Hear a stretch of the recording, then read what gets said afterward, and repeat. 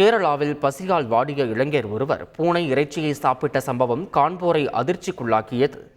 மலப்புரம் மாவட்டத்தின் குட்டிபுரா பேருந்து நிலையத்தில் சந்தேகத்திற்கு இடமளிக்கும் வகையில் நடமாடி வந்த இளைஞர் ஒருவர் சாலையோரம் இறந்து கிடந்த பூனையை எடுத்து சாப்பிடத் தொடங்கினார்.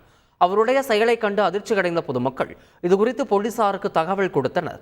அதன்படி சம்பவ இடத்திற்கு விரைந்து வந்த போலீசார் அந்த இளைஞரை பிடித்து விசாரித்த போது அவர் அசாம் மாநிலத்தைச் சேர்ந்த கல்லூரி மாணவர் என்பது தெரிய வந்தது. கடந்த டிசம்பரில் குடும்பத்தினருக்கு தெரியாமல் கேரளாவிற்கு ரயிலில் வந்த அவர் 5 நாட்களாக பசியால் இருந்ததால் பூனை இறைச்சியை சாப்பிட்டதாக கூறினார். அந்த இளைஞர் சென்னையில் உள்ள சகோதரனின் செல்போன் எண்ணை கொடுத்ததால் அவரை தொடர்பு கொண்டு போலீசார் தகவலை உறுதிப்படுத்தினர்.